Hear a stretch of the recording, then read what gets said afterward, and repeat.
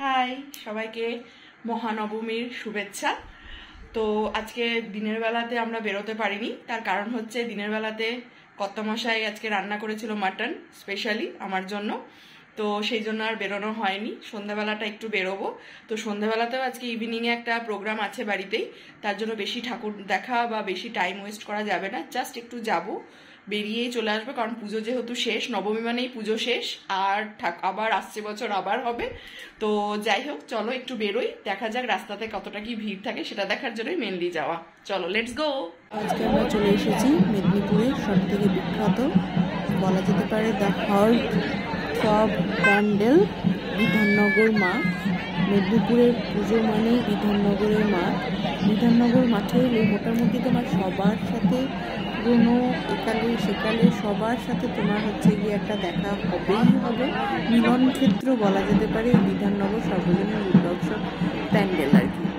তো এই আমি তো এখানকার বাসিন্দা নই, কিন্তু অরিত্রর কাছে দেখি আর কি, বিধাননগর একটা ক্রেজ যে ব্যাপারটা, যে চলো বিধাননগর প্যান্ডেল ঘুরে। আমিও বিগত 4-5 বছর ধরে আছি।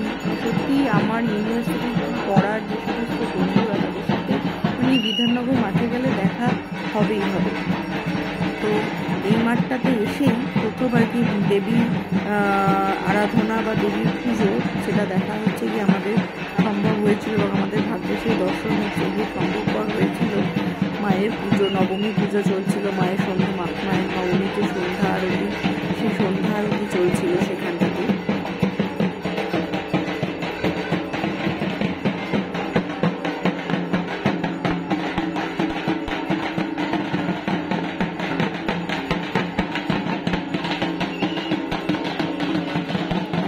আমার ছেলে এটা প্রথম পুজো দেখা।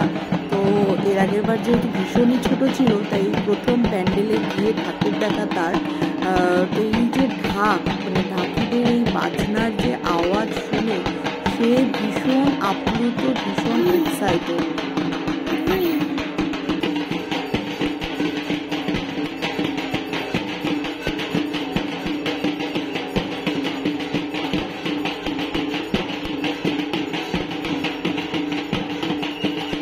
ঢাকের আওয়াজ শুনে শুধু ছেলে নয়, ছেলের মাও ভীষণ আপ্লুত এবং আবেগপ্রবণ, কারণ তার পুরোনো দিনের কথা মনে পড়ে যাচ্ছিল। ঠিক আছে, সে পুজোতে কতটা মজা করতো। তো যাই হোক, ছেলে ছোটো বলে এখন আর সেটা ততটা হয়ে ওঠে না। ঢাকের আওয়াজ মানেই মনে একটা অন্যরকম সেই ফিলিংস, সেই নাচের যে ফিলিংসটা, সেটা সত্যিই জেগে ওঠে, নিজেকে থামানো যায় না, এতটাই পছন্দের একটা আওয়াজ। সমস্ত বাঙালির কাছেই এই ঢাকের আওয়াজ এবং মায়ের পুজো সত্যি কি বলবো। আর এই দেখো, সে হঠাৎ বাইরে প্যান্ডেল থেকে বাইরে বেরিয়ে এসে মাঠের মধ্যে দেখতে পেয়েছে কুকুরকে, ডগি তার কাছে আর কি। তো ডগিকে দেখে সে খুব এক্সাইটেড।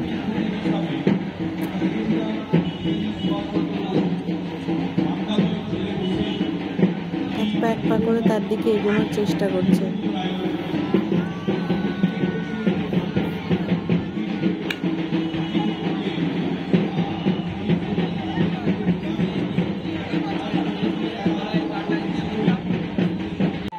মাঠের মেলাতে বসেছিল এই গাড়ি দেখে সে খুবই আনন্দিত। গাড়ি গোল গোল ঘুরছে, সেও গোল গোল গোল গোল করে যাচ্ছিল। তো তাকে বসানো হয়েছিল, কারণ এটা মনে হয় সমস্ত বাচ্চাদের একটা প্রিয় জায়গা। কিন্তু হঠাৎ দেখার পরে কেন সে মা মা করতে শুরু করলো জানি না। তো মায়ের মন আর কি, আমারও ভীষণ ভয় লাগতে শুরু করলো। কী হলো রে বাবা, বাচ্চাটা পড়ে যাবে, সেই ভয়ে তার বাচ্চার বাবাকে আর কি ঠেলা মারা হচ্ছে, যাও যাও যাও। বাচ্চার বাবা আর দাঁড়িয়ে থাকতে না পেরে পাশে চললো উল্টো দিকে, যদি বাচ্চা সত্যি পড়ে যায়। সেও চলে এসেছি নেক্সট প্যান্ডেলে। আমাদের এখানটা এটা বলা যেত জগন্নাথ মন্দির, বলা যেত কাছেই আর কি, নিয়ারেস্ট মহাবীর ক্লাব। তো সেখানটা এখানকার এবার 75 বছর, এই ক্লাবের 75 বছর পূর্তি উপলক্ষে লাইটিং যেমন সুন্দর করেছিল, ঠিক সেরকমই সুন্দর করেছিল তাদের প্যান্ডেলটিও। বিভিন্ন কারুকার্য বা হচ্ছে গিয়ে পোড়ামাটি বা এই ব্যাপারগুলো নিয়ে আর কি থিমটাকে সাজিয়েছিল।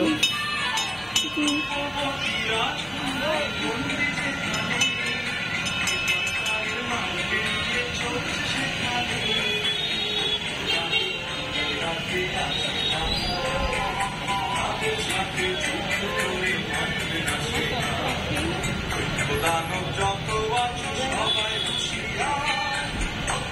ছিল আমাদের আজকে সারাদিন মানে নবমীর দিনটি। আমাদের ভিডিও যদি ভালো লেগে থাকে লাইক করে দিও। Thank you.